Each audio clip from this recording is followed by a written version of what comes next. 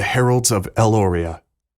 Through the ethers and the dust of the cosmos, a grand presence was felt by the Borg collective, the voices to which they had always listened, and the one sole entity that had guided them through the quest to perfection, and that of anguish from never reaching it, had delivered them to the shores of the El-Aurians. Their reverence for this one voice, the Borg Queen, led them to integrate and assimilate the knowledge and information of thousands upon thousands of other races across a near infinite stretch of galaxies. However, it also led them to destroy those whom they did not see fitting within the amalgamation of their collective mind. I learned this all too late. Our ability to listen could separate the voices and disrupt the Borg collective. The El-Aurians were attacked mercilessly by the Borg. None of us who were even close to the encounters and conversations that led to our demise have survived.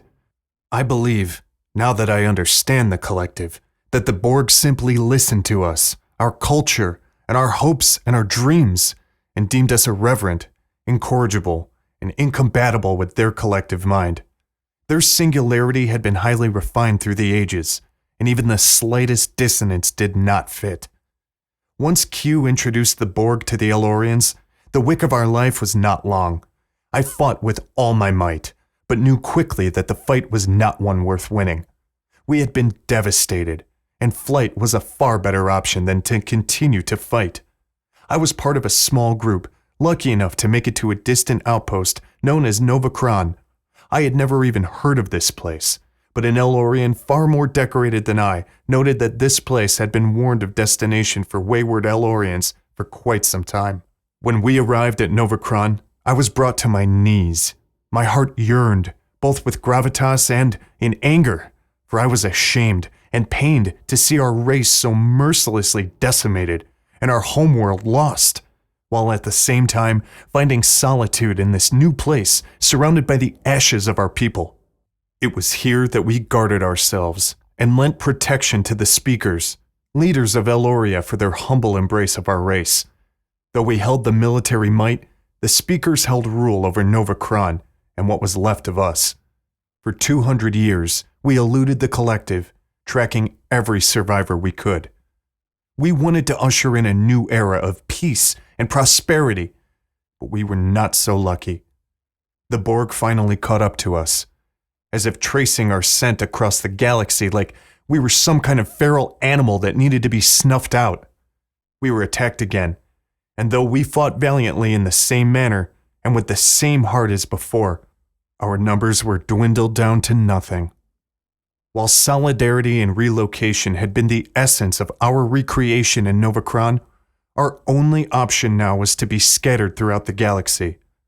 As our civilian ships jettisoned off into the unknown, the last of our El-Aurian defense force remained to fight to their deaths against the overwhelming cybernetic onslaught of the Borg.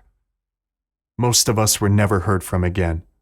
Some of us ended our journey, our energy waning and our ships nearing their last breath within the Federation and Earth. I, however, was not so lucky. My ship, the SS La Cool and the SS Robert Fox, were entangled and stranded by a different kind of energy altogether, the Nexus energy ribbon.